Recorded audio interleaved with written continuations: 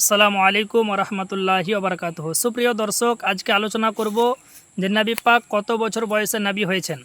ব্রাদারান ইসলাম, মনে রাখবেন আহলে সুন্নাত ওয়াল জামাতের আকিদা যে নবী পাক সাল্লাল্লাহু আলাইহি ওয়াসাল্লাম দুনিয়াতে নবী হয়ে এসেছেন।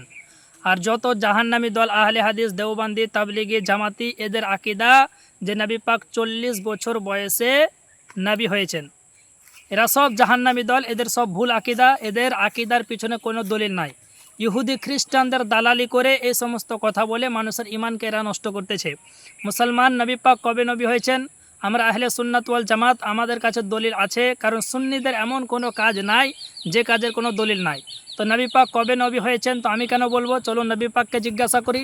তো নবী পাককে আমরা কি জিজ্ঞাসা করব? আমাদের পূর্বে সাহাবাই কেরাম জিজ্ঞাসা করেছিলেন। যে হাদিসটি লিপিবদ্ধ আছে তিরমিজি শরীফ, জিল নাম্বার 2, পেজ নাম্বার 201 মধ্যে। সেম হাদিসখানা লিপিবদ্ধ আছে মিশকাতুল মাসাবি 513 নম্বর পৃষ্ঠার মধ্যে। সেম হাদিসখানা লিপিবদ্ধ আছে তিরমিজি শরীফ, আরবি আবুল মানাকিব, হাদিস number 3609, page number 823, print Darus Salam, Riyad, Saudi আরব। এই হাদিসের মধ্যে লিপিবদ্ধ আছে আন আবি হুরায়রা রাদিয়াল্লাহু তাআলা আনহু قال قال رسول الله صلى الله عليه وسلم متى وجبت لك النبوة قال وآدم بين الروح والجسد। আমাদের পূর্বে সাহাবাই কেরামগণ জিজ্ঞাসা করেছিলেন, ইয়া রাসূলুল্লাহ, ইয়া হাবিবাল্লাহ, মাতা ওয়াজাবাত লাকান নবুয়াত, আপনি কখন নবী হয়েছেন? ইয়া রাসূলুল্লাহ, আপনার প্রতি নবুয়াত কবে ওয়াজিব হয়েছে? তো আপনার নবী বললেন, ওয়া আদামু বাইনা রুহি ওয়াল জাসাদ, যখন আদম আলাইহিস সালাম জিসিম এবং রুহের মধ্যে অবস্থান করতেছিল সেই সময় আমি নবী ছিলাম। সুবহানাল্লাহ। মুসলমান, সহি হাদিস। ইমাম তিরমিজি বলছেন হাজা হাদিসুন হাসানুন সহিহুন, এই হাদিসটি হলো সহি হাদিস। অসংখ্য হাদিস রয়েছে, যেমন ইমাম ইসমাইল হাক্কি রহমতুল্লাহ আলাই তাফসিরে রুহুল বায়ানের মধ্যে উল্লেখ করেছেন।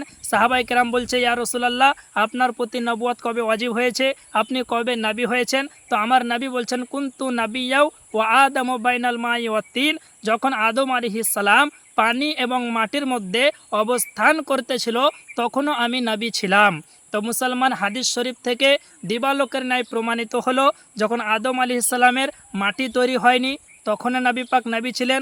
আদম আলাইহিস সালামের আপনার হাওয়া তৈরি হয়নি তখনও নবী পাক নবী ছিলেন।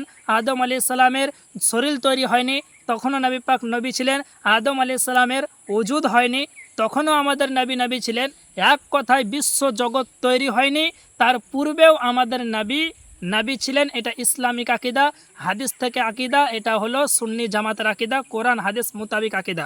আর যারা বলে যে নবী পাক 40 বছর বয়সে নবী হয়েছেন, এদের পক্ষে আজ পর্যন্ত কোনো হাদিস দেখানো সম্ভব হয়নি, কিয়ামত পর্যন্ত হবে না। এদের পেট যদি কাটেন রক্ত কম বেরোবে, ইহুদি খ্রিস্টানদের টাকা বেশি বেরোবে, ইহুদি খ্রিস্টানদের দালালি করে এরকম কথা বলে।